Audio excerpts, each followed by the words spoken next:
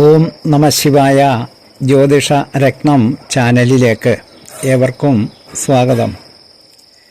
ഈ വീഡിയോയിൽ സ്ത്രീ ജാതകത്തിലെ ചില പ്രത്യേകതകളും അതുപോലെ സ്ത്രീയുടെ ഭർത്താവിൻ്റെ സ്ഥിതിയെ സംബന്ധിച്ചുള്ള വിശദാംശങ്ങളും പറയുന്ന പുതിയ ഒരു വീഡിയോയിലേക്ക് ജ്യോതിഷ വിഷയങ്ങളോട് താൽപ്പര്യവും വിശ്വാസവും ഉള്ള ഏവരെയും ഒരിക്കൽ കൂടി ഹൃദയപൂർവ്വം സ്വാഗതം ചെയ്യുന്നു, ക്ഷണിക്കുന്നു. സ്ത്രീ ജാതകത്തിൽ ലഗ്നഭാവത്തിൽ നിന്ന് ഏഴാമത് രാശിയോ അതല്ലെങ്കിൽ ലഗ്നം നവാംശകം ചെയ്തിരിക്കുന്ന രാശിയോ ലഗ്നമായി ജനിക്കുന്ന പുരുഷനാണ് അവളുടെ ഭർത്താവായി വരുന്നതെങ്കിൽ ആ ഭർത്താവ് വളരെ അധികം ഗുണങ്ങൾ ഉള്ളവനും എല്ലാ കാര്യങ്ങളിലും നല്ല പ്രാഗൽഭ്യം ഉള്ളവനും ഭാര്യയോട് നല്ല സ്നേഹമുള്ളവനും അങ്ങനെ അവരുടെ ദാമ്പത്യ ജീവിതം വളരെ മംഗളകരമായും ഭവിക്കുന്നതാണ്. അതായത് സ്ത്രീജാതകത്തിലെ ലഗ്നാൽ ഏഴാമത്തെ രാശിയോ അതായത് ഏഴാം ഭാവമോ അല്ലെങ്കിൽ ലഗ്നം നവാംശകം ചെയ്തിരിക്കുന്ന അതായത് നവാംശകത്തിൽ ലഗ്നം സ്ഥിതി ചെയ്യുന്ന രാശിയോ ഈ രണ്ട് രാശികളിൽ ഏതെങ്കിലും ഒന്ന് ലഗ്നമായി ജനിക്കുന്ന പുരുഷനാണ് അവളുടെ ജീവിതത്തിലേക്ക് ഭർത്താവായി വരുന്നതെങ്കിൽ മേൽപ്പറഞ്ഞ ഗുണഫലങ്ങൾ എല്ലാം തന്നെ വളരെയധികം മേന്മയോടുകൂടി ആ ജാതക അനുഭവിക്കും. ഒൻപതാം ഭാവാധിപനും വ്യാഴവും അനിഷ്ട സ്ഥാനങ്ങളിൽ അതായത് കേന്ദ്ര ത്രികോണ ഭാവങ്ങൾ ഒഴികെ ബാക്കി വരുന്ന 3, 6, 8, 12 എന്നീ ഭാവങ്ങളിൽ സ്ഥിതി ചെയ്യുന്നു എങ്കിൽ അത് അവളുടെ ഭർത്താവിന് അല്പായുസ്സായിരിക്കും എന്നതിൻ്റെ സൂചനയാണ്. അടുത്തത് ലഗ്ന കേന്ദ്രങ്ങളിലോ ത്രികോണങ്ങളിലോ നിന്നാൽ അതായത് ഒൻപതാം ഭാവാധിപനും വ്യാഴവും ലഗ്നത്തിൻ്റെ കേന്ദ്രങ്ങളിലോ അതായത് 1, 4, 7, 10 എന്നീ ഭാവങ്ങളിലോ 5, 9 എന്നീ ത്രികോണ ഭാവങ്ങളിലോ നിൽക്കുന്നുവെങ്കിൽ അവളുടെ ഭർത്താവ് നല്ല ദീർഘായുസ്സും ധാരാളം ധനവും ഉള്ളവനായിരിക്കും. പറഞ്ഞതിൻ്റെ സാരം ഇത്രയേ ഉള്ളൂ. ഒൻപതാം ഭാവാധിപനും വ്യാഴവും സ്ത്രീജാതകത്തിൽ നിൽക്കുന്നത് കേന്ദ്ര ത്രികോണ ഭാവങ്ങളിൽ എവിടെയെങ്കിലും അതായത് 1, 4, 7, 10, 5, 9 എന്നീ ഭാവങ്ങളിൽ എവിടെയെങ്കിലും നിൽക്കുന്നത് സ്ത്രീജാതകത്തിൽ നല്ലതാണ് എന്നതാണ്. ഈ ഗ്രഹങ്ങൾ അതായത് ഒൻപതാം ഭാവാധിപനായി വരുന്ന ഗ്രഹവും വ്യാഴവും ബുധനുമായിട്ട് ചേർന്നാണ് നിൽക്കുന്നതെങ്കിൽ അതായത് ബുധനുമായി യോഗം ചെയ്ത് നിൽക്കുന്നു എങ്കിൽ ആ ജാതകൻ നല്ല വിദ്വാനായിരിക്കും എന്നാണ്. അതായത് അവൾക്ക് ഭർത്താവായി വരുന്ന ജാതകൻ നല്ല വിദ്വാനായിരിക്കും. അതുപോലെ ഒൻപതാം ഭാവാധിപനും വ്യാഴവും ചൊവ്വയുമായിട്ടോ അതല്ലെങ്കിൽ ശനിയുമായിട്ടോ ചേർന്ന് നിന്നാൽ ആ ജാതകൻ അതായത് അവളുടെ ഭർത്താവ് ഒരു കൃഷിക്കാരനും ഭൂ ഉടമയും ആയിരിക്കും. അതായത് സ്വന്തമായി ഭൂമിയുള്ളവനും കൃഷിക്കാരനും ആയിരിക്കും എന്നാണ്. ഒൻപതാം ഭാവാധിപനോടൊപ്പം അതോടൊപ്പം വ്യാഴത്തിനോടൊപ്പം ചൊവ്വയോ ശനിയോ ഈ ഗ്രഹങ്ങളിൽ ഏതെങ്കിലും ഒരു ഗ്രഹം ചേർന്ന് നിൽക്കുമ്പോൾ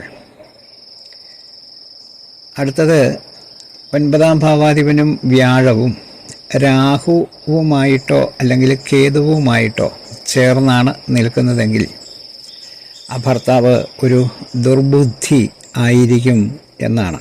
അതായത് 9-ാം ഭാവാധിപനും വ്യാഴവും രാഹു കേതു എന്നീ 2 പാപഗ്രഹങ്ങളുമായി ചേർന്ന് നിൽക്കുമ്പോൾ, അതായത് രാഹുവിനോടോ കേതുവിനോടോ ഏതെങ്കിലും ഒരു ഗ്രഹത്തിനോട് ചേർന്ന് നിൽക്കുമ്പോൾ ഭർത്താവ് ഒരു ദുർബുദ്ധിക്കാരനായിരിക്കും എന്നാണ്. അല്ലെങ്കിൽ ദുർബുദ്ധിയുള്ള ഒരു വ്യക്തി ഭർത്താവായി വരാനുള്ള യോഗമാണ് ആ സ്ത്രീക്ക് ഉള്ളത് എന്നാണ്. അടുത്തത് 9-ാം ഭാവാധിപനും വ്യാഴവും 6-ാം ഭാവാധിപനുമായി ചേർന്ന്, അതായത് രോഗം, ശത്രു, കടബാധ്യതകൾ ഇങ്ങനെയുള്ള കാരകത്വമുള്ള 6-ാം ഭാവാധിപനുമായി ചേർന്ന് നിൽക്കുമ്പോൾ ആ ഭർത്താവ്, അതായത് ആ ജാതകയുടെ ഭർത്താവായി വരുന്നയാൾ കള്ളത്തരങ്ങൾ കാണിക്കുന്നവർ ആയിരിക്കും എന്നതാണ് അതിൻ്റെ സാരം. മേൽപ്പറഞ്ഞതൊക്കെ 9-ാം ഭാവാധിപനായി വരുന്ന ഗ്രഹവും, അതായത് സ്ത്രീ ജാതകത്തിൽ 9-ാം ഭാവാധിപനായി വരുന്ന ഗ്രഹവും വ്യാഴവും മറ്റ് ഓരോ ഗ്രഹങ്ങളോട് യോഗം ചെയ്ത് നിൽക്കുമ്പോൾ വരുന്ന പ്രത്യേക ഫലങ്ങളാണ് പറഞ്ഞത്. സ്ത്രീ ജാതകത്തിലെ സഹോദര ഭാവം പരിഗണിക്കുമ്പോൾ സ്ത്രീ ജാതകത്തിലെ സഹോദര സ്ഥാനാധിപനായ ഗ്രഹം, അതായത് 3-ാം ഭാവാധിപനായിട്ടുള്ള ഗ്രഹം പുരുഷ ഗ്രഹമായി,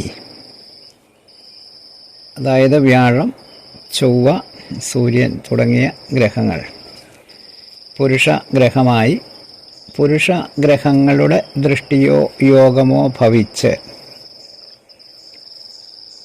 ഓജരാശിയിൽ, അതായത് മേടം മുതൽ ഒന്നിടവിട്ടുള്ള രാശിയിൽ നല്ല ബലത്തോടുകൂടി, അതായത് സ്വക്ഷേത്രങ്ങളിലോ അല്ലെങ്കിൽ തൻ്റെ ഉച്ച ക്ഷേത്രത്തിലോ ആയി കേന്ദ്ര ത്രികോണങ്ങളിൽ, അതായത് 1, 4, 7, 10 എന്ന കേന്ദ്രഭാവങ്ങളിലോ അല്ലെങ്കിൽ 5, 9 എന്നീ ത്രികോണ ഭാവങ്ങളിലോ എവിടെയെങ്കിലുമായി നിന്നാൽ ആ ജാതകയ്ക്ക് ധനം, സുഖം, യോഗ്യത മുതലായ എല്ലാവിധ സൗഭാഗ്യങ്ങളോടും കൂടിയ സഹോദരൻ ഉണ്ടായിരിക്കും എന്നാണ്. അടുത്തത് സഹോദര സ്ഥാനാധിപനും, അതായത് 3-ാം ഭാവാധിപനും ലാഭാധിപനും, അതായത് 11-ാം ഭാവാധിപനും ആയി ചേർന്ന് ലഗ്നത്തിൻ്റെ 5-ാം ഭാവത്തിൽ നിൽക്കുന്നു എങ്കിൽ ആ ജാതകയ്ക്ക് രാജതുല്യനായിട്ടുള്ള ഒരു സഹോദരൻ ഉണ്ടാകും എന്നാണ് സ്ത്രീ ജാതകത്തിലെ സഹോദര ഭാവത്തിൻ്റെ ഏറ്റവും നല്ല ഗ്രഹസ്ഥിതികൾ. അടുത്തത് സ്ത്രീ ജാതകത്തിലെ ചില പ്രത്യേകതകൾ പറയാം. അഷ്ടമത്തിൽ ശുഭൻ നിന്നാൽ, അതായത് സ്ത്രീ ജാതകത്തിലെ അഷ്ടമഭാവത്തിൽ 8-ാം ഭാവത്തിൽ ഒരു ശുഭഗ്രഹം നിൽക്കുന്നു എങ്കിൽ അവൾ ഭർത്താവ് മരിക്കുന്നതിന് മുമ്പ് മരിക്കും. ആയതിനാൽ വൈധവ്യം അനുഭവിക്കുകയില്ല എന്നതാണ്. അതായത്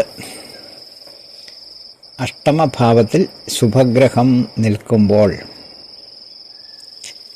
ഇത് ലഗ്നാലോ ചന്ദ്രാലോ ആവാം. അടുത്തത് ധനു രാശിയോ കർക്കിടകം രാശിയോ ലഗ്നമായി ജനിക്കുന്ന സ്ത്രീ മറ്റ് അല്പായുസ് യോഗങ്ങളൊന്നും തന്നെ ഇല്ല എങ്കിൽ അവൾക്ക് ദീർഘമംഗല്യ യോഗം ഉള്ളവളായിരിക്കും. അതായത് ധനുരാശി, കർക്കിടകം രാശി, ഈ 2 രാശികളിലെ ലഗ്നം ആയിട്ട് സ്ത്രീ ജനിക്കുമ്പോൾ ദീർഘമംഗല്യ യോഗം എന്നാൽ എന്തെല്ലാം ഭാഗ്യാവസ്ഥകൾ ഈ ജാതകയ്ക്ക് ഉണ്ടായിരുന്നാലും കുടുംബ ക്ലേശം അതല്ലെങ്കിൽ ഗ്രഹഭരണ ക്ലേശം അവളെ ജീവിതകാലം മുഴുവൻ അലട്ടിക്കൊണ്ടിരിക്കും എന്നാണ്. അടുത്തത് ഇടവം, ചിങ്ങം, വൃശ്ചികം, കന്നി ഈ രാശികൾ 5-ാം ഭാവമായി ഭവിക്കുക. അതായത് ലഗ്നാൽ 5-ാം ഭാവമായിട്ട് ഇടവൻ രാശിയോ ചിങ്ങം രാശിയോ വൃശ്ചികം, കന്നി എന്നീ രാശികൾ വന്നാൽ അവിടെ പാപഗ്രഹങ്ങൾ സ്ഥിതി ചെയ്യുന്നു എങ്കിൽ ആ സ്ത്രീ ദാരിദ്ര്യം അനുഭവിക്കും എന്നതാണ്. മറ്റെന്തൊക്കെയുണ്ട് എന്ന് പറഞ്ഞാലും ജീവിതം ദാരിദ്ര്യപൂർണമായിരിക്കും എന്നാണ്. എന്നാൽ അവിടെ ശുഭഗ്രഹങ്ങളാണ് നിൽക്കുന്നതെങ്കിൽ അവൾ ഐശ്വര്യവും സമ്പത്തും ഒക്കെ അനുഭവിക്കുവാൻ യോഗമുള്ളവളായിരിക്കും. ഈ 2 ഗ്രഹങ്ങൾ, അതായത് ശുഭഗ്രഹങ്ങളും പാപഗ്രഹങ്ങളും 5-ാം ഭാവത്തിൽ ഉണ്ട് എങ്കിൽ ആ സ്ത്രീ സുഖവും ദുഃഖവും സമ്മിശ്രമായി അനുഭവിക്കുവാൻ യോഗമുള്ളവൾ ആയിരിക്കും. അടുത്തത് 9-ാം ഭാവാധിപൻ 6-ാം ഇടത്ത് നിൽക്കുന്നു എങ്കിൽ അവൾ പ്രസവ സമയത്തുള്ള ശസ്ത്രക്ഷതമേറ്റ് മൃത്യുവിന് ഇരയായി എന്ന് വരാം. 9-ാം ഭാവാധിപൻ 6-ാം ഇടത്ത് നിൽക്കുക, അതായത് രോഗം, ശത്രു, കടബാധ്യതകൾ അങ്ങനെ വരുന്ന ഭാവത്തിൽ 9-ാം ഭാവാധിപൻ അതായത് ഭാഗ്യാധിപൻ നിൽക്കുമ്പോൾ ആ ജാതകയ്ക്ക് പ്രസവത്തോടുകൂടിയുള്ള മരണം എന്നത് വന്നു ചേർന്നു എന്ന് വന്നേക്കാം എന്നാണ് ആചാര്യപക്ഷം. അഷ്ടമം അതായത് 8-ാം ഭാവം മധ്യബലം ആയിരിക്കുകയും ശുഭാശുഭന്മാരുടെ അതായത് ശുഭഗ്രഹങ്ങളുടെയും അശുഭഗ്രഹങ്ങളുടെയും യോഗമോ ദൃഷ്ടിയോ അവിടെ ഉണ്ടാകുകയും ചെയ്താൽ ഭാര്യയും ഭർത്താവും ഏതാണ്ട് അടുത്തടുത്ത് തന്നെ ആയിരിക്കും മരണം പ്രാപിക്കുന്നത്. അടുത്തത് കുംഭലഗ്നം ഇടവം രാശിയിൽ നവാംശകം ചെയ്താൽ, അതായത് കുംഭലഗ്നത്തിൽ ജനിക്കുന്ന ഒരു ജാതകയ്ക്ക് ലഗ്നം നവാംശകം ചെയ്തിരിക്കുന്നത് ഇടവം രാശിയിൽ ആണെങ്കിൽ ചൊവ്വയും ശുക്രനും പരസ്പരം ദൃഷ്ടിയോ അല്ലെങ്കിൽ ചൊവ്വയുടെ ക്ഷേത്രത്തിൽ ശുക്രനും അല്ലെങ്കിൽ ശുക്രൻ്റെ ക്ഷേത്രത്തിൽ ചൊവ്വയും പരസ്പരം രാശി മാറി നവാംശകം ചെയ്യുകയോ ഉണ്ടായാൽ ആ സ്ത്രീ അത്യന്തം കാമാതുരയും പരപുരുഷനെ അതായത് ബലാത്കാരത്തോടുകൂടി പ്രാപിക്കുന്നവളും ആയിരിക്കും എന്നാണ്. കുംഭലഗ്നം ഇടവത്തിൽ നവാംശകം ചെയ്യുക വളരെ അപൂർവമായി വരുന്ന ജാതകങ്ങളാണ്. അടുത്തത് ലഗ്നഭാവത്തിൽ വ്യാഴവും 7-ാം ഭാവത്തിൽ ചന്ദ്രനും 10-ാം ഭാവത്തിൽ സ്വക്ഷേത്രം പ്രാപിച്ച് ശുക്രനും നിൽക്കുമ്പോൾ ജനിക്കുന്ന സ്ത്രീ അന്യകുലത്തിൽ ജനിച്ചവളായാലും ഭർത്താവ് രാജത്വം ഉള്ളവനായി ഭവിക്കും എന്നാണ്. അതായത് അത്രത്തോളം ഉന്നതിയിലുള്ള ഒരാളായിരിക്കും എന്നാണ്. അതായത് സ്ത്രീ ജാതകത്തിൽ ലഗ്നത്തിൽ വ്യാഴം നിൽക്കുക, 7-ാം ഇടത്ത് ചന്ദ്രനും 10-ാം ഭാവത്തിൽ സ്വക്ഷേത്രം പ്രാപിച്ച് ശുക്രനും, അതായത് സ്വക്ഷേത്രം പ്രാപിച്ച് എന്ന് പറയുമ്പോൾ ഇടവൻ രാശിയിലോ അല്ലെങ്കിൽ തുലാം രാശിയോ 10ാം ഭാവമായി ഭവിച്ച് അവിടെ ശുക്രനും നിൽക്കുമ്പോൾ ജനിക്കുന്ന സ്ത്രീക്കാണ് ഈ യോഗങ്ങൾ പറഞ്ഞിരിക്കുന്നത്. ലഗ്നഭാവത്തിൽ പാപഗ്രഹങ്ങൾ നിൽക്കുക 4, 7, 10 ഈ കേന്ദ്രഭാവങ്ങളിൽ ശുഭന്മാർ നിൽക്കുക, അതായത് ശുഭഗ്രഹങ്ങൾ നിൽക്കുക. 7ാം ഭാവം നരരാശി ആയിരിക്കുക, അതായത് കന്നി, മിഥുനം, കുംഭം, തുലാം ഈ രാശികളാണ് നരരാശികൾ. ഈ സമയത്ത് ജനിക്കുന്ന സ്ത്രീയും രാജയോഗം ഉള്ള ജാതകയാണ്.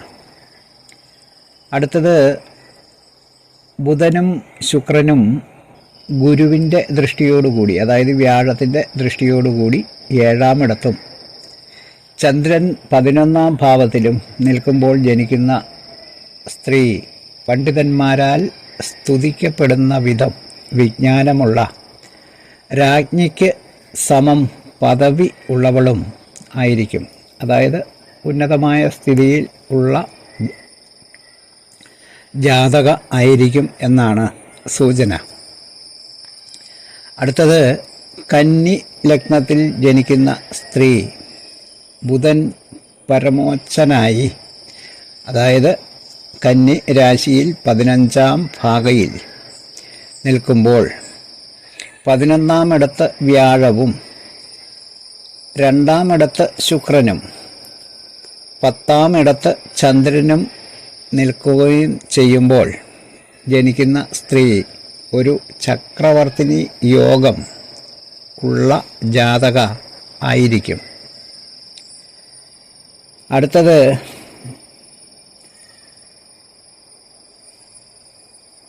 ഏഴാം ഭാവാധിപൻ കേന്ദ്രത്തിലോ, അതായത് 4, 7, 10 എന്നീ ഭാവങ്ങളിലോ 5, 9 എന്ന ഇഷ്ടഭാവങ്ങളിലോ നിൽക്കുന്നു എങ്കിൽ ശരിയായ സമയത്ത് തന്നെ ജാതകയ്ക്ക് വിവാഹം നടക്കും. ഇത് പുരുഷനും സ്ത്രീക്കുമൊക്കെ തുല്യമായ കാര്യമാണ്. അതായത് 7ാം ഭാവാധിപൻ കേന്ദ്രത്തിൽ നിൽക്കുക എന്ന് പറഞ്ഞാൽ 4, 7, 10 എന്നീ ഭാവങ്ങളിൽ നിൽക്കുക. ഇഷ്ടഭാവത്തിലോ, അതായത് അതുപോലെ 1, 5, 9 തുടങ്ങിയ ഭാവങ്ങളിലോ ഒക്കെ 7ാം ഭാവാധിപന് സ്ഥിതിയുണ്ടായാൽ ജാതകർക്ക്, അതായത് സ്ത്രീ പുരുഷ വ്യത്യാസമില്ലാതെ ജാതകർക്ക് ശരിയായ സമയത്ത് തന്നെ വിവാഹം നടക്കും എന്നാണ്. അടുത്തത് 7ാം ഭാവാധിപൻ മംഗല്യസ്ഥാനമായിട്ടുള്ള അഷ്ടമത്തിൽ, അതായത് 8ാം ഭാവത്തിൽ ലഗ്നാധിപ യോഗം ചെയ്ത്, അതായത് ലഗ്നാധിപനുമായിട്ട് യോഗം ചെയ്ത് നിന്നാലും ശരിയായ സമയത്ത് തന്നെ വിവാഹം നടക്കും ജാതകർക്ക്. 7ാം ഭാവാധിപൻ ലഗ്നാധിപൻ്റെ 11ാം ഭാവത്തിൽ നിന്നാലും, അതായത് 7ാം ഭാവാധിപനായിട്ടുള്ള ഗ്രഹം ലഗ്നാധിപൻ നിൽക്കുന്ന രാശിയുടെ 11ാം ഭാവത്തിൽ നിൽക്കുമ്പോഴും ജാതകർക്ക് ചെറുപ്പത്തിൽ തന്നെ വിവാഹം നടക്കുന്നതാണ്. ഈ പറഞ്ഞ കാര്യങ്ങൾ അത്രയും സ്ത്രീജാതകത്തിൽ എന്നല്ല പുരുഷ ജാതകത്തിലും ഒരുപോലെ അനുഭവമാകുന്ന ഫലങ്ങളാണ്. അടുത്തത് 7ാം ഭാവത്തിലോ 8ാം ഭാവത്തിലോ പാപഗ്രഹങ്ങൾ നിന്നാൽ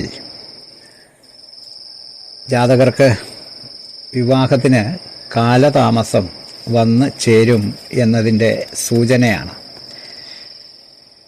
എന്നാൽ 7ാം ഭാവം ശുഭക്ഷേത്രമായിരിക്കുക, അതായത് ശുഭഗ്രഹങ്ങളുടെ ക്ഷേത്രങ്ങളായിരിക്കുക, അതിൻ്റെ കേന്ദ്രത്തിൽ ശുഭന്മാർ, അതായത് ശുഭഗ്രഹങ്ങൾ അതിൻ്റെ കേന്ദ്രത്തിൽ, അതായത് 7ാം ഭാവത്തിൻ്റെ കേന്ദ്രത്തിൽ, അതായത് 7ാം ഭാവം 1 എന്ന് എണ്ണി അതിൻ്റെ 4, 7, 10, 1, 4, 7, 10 എന്നീ ഭാവങ്ങളിൽ നിൽക്കുകയോ അങ്ങോട്ട് ദൃഷ്ടിയുണ്ടാകുകയോ ചെയ്താൽ യഥാകാലം ജാതകർക്ക് വിവാഹം സാധ്യമാകും. എന്നാൽ 7ാം ഭാവം പാപക്ഷേത്രമായാലും വിവാഹത്തിന് കാലതാമസം വരും എന്നാണ്. അതായത് 7ാം ഭാവം ചൊവ്വയുടെ രാശികളാകുക, അല്ലെങ്കിൽ ശനിയുടെ രാശികളാകുക തുടങ്ങിയ വരികയാണെങ്കിൽ, ഏഴാം ഭാവം അങ്ങനെ വരുമ്പോൾ ജാതകർക്ക് വിവാഹം കാലതാമസത്തോടു കൂടി മാത്രമേ നടക്കുകയുള്ളൂ എന്നാണ്. അടുത്തത് ശുക്രന് പാപക്ഷേത്രത്തിൽ സ്ഥിതി വരിക, അതുപോലെ പാപ മധ്യസ്ഥിതി, അതായത് ശുക്രൻ നിൽക്കുന്ന രാശിയുടെ ഇരുപുറങ്ങളിലും പാപഗ്രഹങ്ങളാണ് നിൽക്കുന്നതെങ്കിൽ ജാതകർക്ക് കാലതാമസം വിവാഹത്തിന് വന്നു ചേരും എന്നാണ്. അടുത്തത് ലഗ്നാധിപനും ശുക്രനും കേന്ദ്ര ത്രികോണ ഭാവങ്ങളിൽ നിന്നാൽ, അതായത് 1, 4, 7, 10 അതുപോലെ 5, 9 എന്നീ ഭാവങ്ങളിൽ ലഗ്നാധിപനും ശുക്രനും നിൽക്കുന്നു എങ്കിൽ ജാതകർക്ക് വിവാഹം യഥാകാലം, അതായത് നടക്കേണ്ട കാലത്ത് തന്നെ വിവാഹം നടക്കും എന്നാണ്. അടുത്തത് ഏഴാം ഭാവാധിപൻ അനിഷ്ട സ്ഥാനങ്ങളിൽ, അതായത് 3, 6, 8, 12 എന്നീ അനിഷ്ട സ്ഥാനങ്ങളിൽ നിൽക്കുക എങ്കിൽ ജാതകർക്ക് വിവാഹത്തിന് കാലതാമസം ഉണ്ടാകും. അടുത്തത് അഷ്ടമം, അതായത് 8ാം ഭാവം ശുക്രൻ്റെ ക്ഷേത്രമാകുക, അതായത് ഇടവമോ തുലാൻ രാശിയോ ആകുക. ആ അഷ്ടമ ഭാവത്തിൽ 7ാം ഭാവാധിപൻ നിൽക്കുക. ശുക്രന് കേന്ദ്ര ത്രികോണ ഭാവസ്ഥിതി വരികയും ചെയ്താൽ വിവാഹം ശരിയായ കാലത്ത് തന്നെ നടക്കും എന്നാണ്. അങ്ങനെ വരുമ്പോൾ 7ാം ഭാവാധിപൻ അഷ്ടമത്തിൽ നിൽക്കുന്നു എന്നുള്ള അപവാദങ്ങൾ വരില്ല. കാരണം 7ാം ഭാവാധിപൻ കളത്രകാരകനായിട്ടുള്ള ശുക്രൻ്റെ, അതായത് വിവാഹത്തിൻ്റെ കാരകനായിട്ടുള്ള ശുക്രൻ്റെ സ്വക്ഷേത്രത്തിലായി നിൽക്കുന്നു എന്നുള്ളതുകൊണ്ടാണ്. പോരെങ്കിൽ അത് അഷ്ടമഭാവം എന്നത് മംഗല്യ സ്ഥാനവുമാണ്. അതുപോലെ അഷ്ടമ ഭാവാധിപൻ അല്ലെങ്കിൽ അഷ്ടമ ഭാവാധിപൻ്റെ നവാംശക അധിപതി, അതായത് അഷ്ടമാധിപൻ നവാംശക രാശിയിൽ ഏത് രാശിയിലാണോ നിൽക്കുന്നത് ആ രാശിയുടെ അധിപൻ പാപഗ്രഹം ആകുന്നത്, പ്രത്യേകിച്ച് അത് ചൊവ്വയാകുന്നത് ജാതകയ്ക്ക് ദോഷം ഉണ്ടാക്കുന്ന കാര്യമാണ്. കാരണം ചൊവ്വ എന്നത് വൈധവ്യത്തെ ഉണ്ടാക്കുന്ന ഗ്രഹമാണ് എന്നതാണ്. സ്ത്രീ ജാതകത്തിലെ പ്രത്യേകതകൾ, അതുപോലെ സ്ത്രീജാതകവുമായി ബന്ധപ്പെട്ട മറ്റ് വിശദാംശങ്ങൾ പറഞ്ഞ വീഡിയോ ശ്രദ്ധിച്ച എല്ലാവർക്കും നന്ദി, നമസ്കാരം. തലക്കുറി, ജാതകം, വിവാഹപ്പൊരുത്തം, മുഹൂർത്തം, പ്രശ്നം തുടങ്ങിയ ജ്യോതിഷ സംബന്ധമായിട്ടുള്ള എല്ലാവിധ സേവനങ്ങൾക്കും 9605232894 എന്ന ഫോൺ നമ്പറിലോ ഇതേ നമ്പറിലുള്ള വാട്സപ്പിലോ ബന്ധപ്പെടാവുന്നതാണ്. സ്നേഹപൂർവം മോഹനൻ ജ്യോത്സ്യർ, ജ്യോതിഷ ആചാര്യ. ഓം നമഃ ശിവായ.